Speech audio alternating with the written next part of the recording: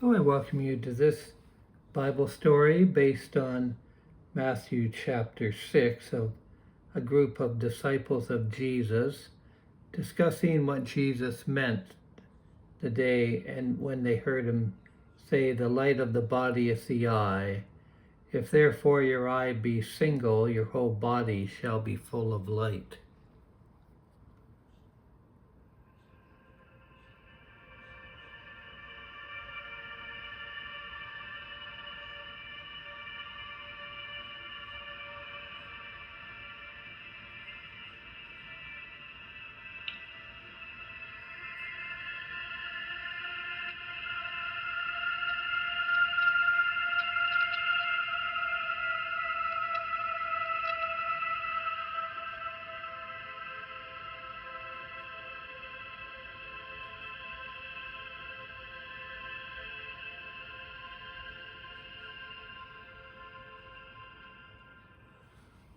The night had deepened. The fire that once burned bright was now lower, its glow softer, more intimate, casting long shadows that stretched and shifted across the worn limestone ground.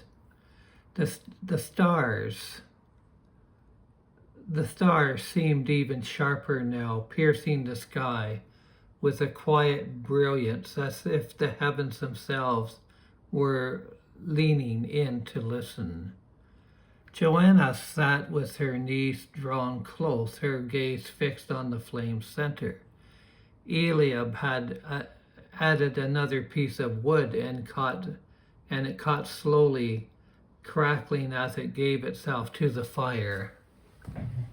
Miriam sat beside him, her hands folded in her lap. Thoughtful, Nathan leaned back slightly, looking upward, but it was clear his mind was still on the words they had heard earlier that day from Jesus. It was Miriam who spoke and started the discussion. They had just finished talking about the treasure. Now they were going to talk about something further. The light of the body is the eye. There was more, he said, she murmured, after that part about the treasure. Nathan nodded without looking down. Yes, about the eye. Joanna looked up. That part confused me. Eliab exhaled softly. Me too. The eye is the lamp of the body. He said, I have been turning that over. He said, I have been turning that over in my mind. Nathan lowered his gaze from the sky, and then, if your eye is good, your whole body will be full of light. Miriam tilted her head slightly, but if your eye is bad, your whole body will be full of darkness. A quiet settled over them again, but this time it was different, not just reflective, but searching. Joanna broke the silence. What does he mean by the eye? Surely he's not just speaking of physical sight. No, Nathan said gently. He rarely speaks only of the surface of things. He rarely speaks only, I should say, of the surface of things. And Eliab rubbed his eyes together slowly, thinking, the eye is how we perceive. It's how we take things in. It's what we focus on. Miriam's expression shifted. That sounds right. Then perhaps he's speaking about what we allow to shape us. Nathan leaned forward slightly. Yes, and if we fix our gaze upon that which is pure and true, aligned with God, then it fills us with light. And if not, Joanna whispered, then darkness fills us instead. Eliab finished quietly. So we're to dwell upon things which are good and lovely and noble and things that are of a good report. We want God's light in us, His life. Joanna looked back into the fire that it's not just about what we look at physically, but how we see. Myram nodded. Exactly. Two people can look at the same thing and yet see it differently. Nathan gave a small smile. Like today when we passed that man begging by the road. Eliab nodded slowly. Some saw a burden, others a nuisance. Myram's voice softened. But the teacher, he saw something else entirely. He saw value, Joanna said. Opportunity, Nathan added, to show mercy, to reflect the heart of God. Yes, so it's how we look upon things. Eliab sat back slightly. Then a good eye sees as God sees. Myram smiled faintly, and a bad eye distorts, it twists, it reduces. Joanna looked troubled. Then what does it mean when he says the whole body becomes full of darkness? Nathan answered carefully, I think he means that what we consistently look at, how we interpret the world, eventually fills us completely. It shapes our thoughts, our reactions, even our spirit. Eliab nodded. If I see everything through fear, then I become consumed by fear. And if I see everything through greed, Joanna added quietly, then nothing will ever be enough, Myram said gently.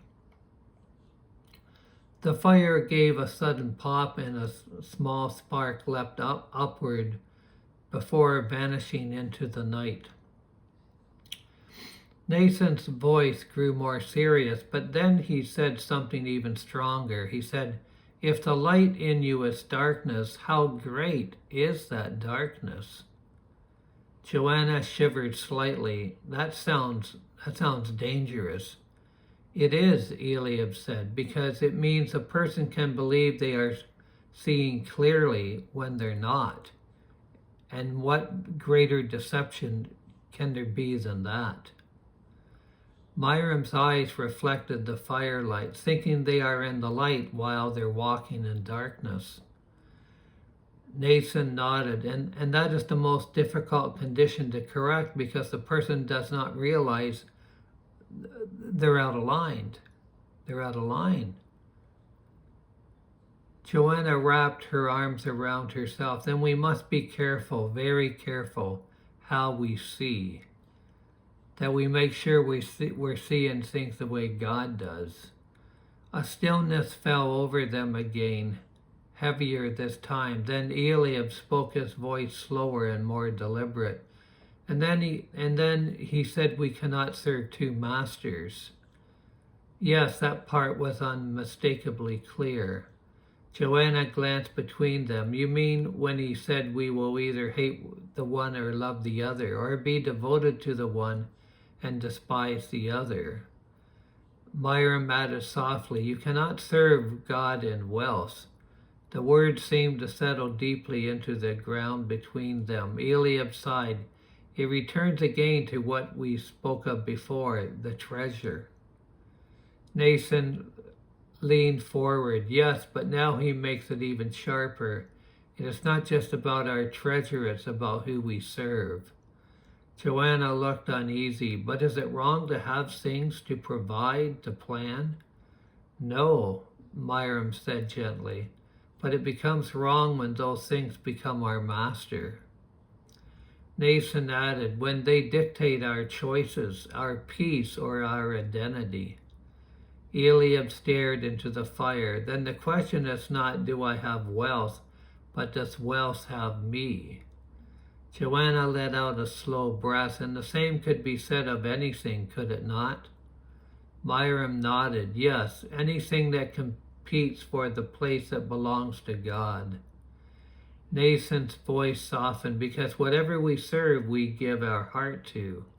And whatever we give our heart to, Eliab said slowly, shapes how we see. Joanna's eyes widened slightly. Then it all connects.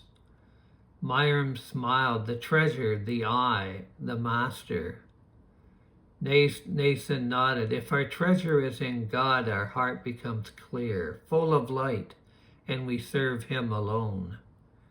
Eliab leaned back, looking up at the sky once more. But if our treasure is divided, our vision becomes distracted or distorted, and we try to serve two masters. Joanna shook her head gently, and we end up torn. The fire had nearly burned down now, its glow dim but steady, and Miriam looked at each of them, her voice quiet but firm. Then we must choose every day the right. Nathan met her gaze. Yes, not once, but daily. Eliab nodded. What we fix our eyes on, what will we treasure? Whom will we serve? Joanna looked into the last glowing embers, and if we choose rightly, light will fill us. Miriam's smile returned, soft and certain, and that light will guide us. Above them the stars shone unchanged, but around that fading fire, something within them had become clear. Not just what they heard, but what they must now do.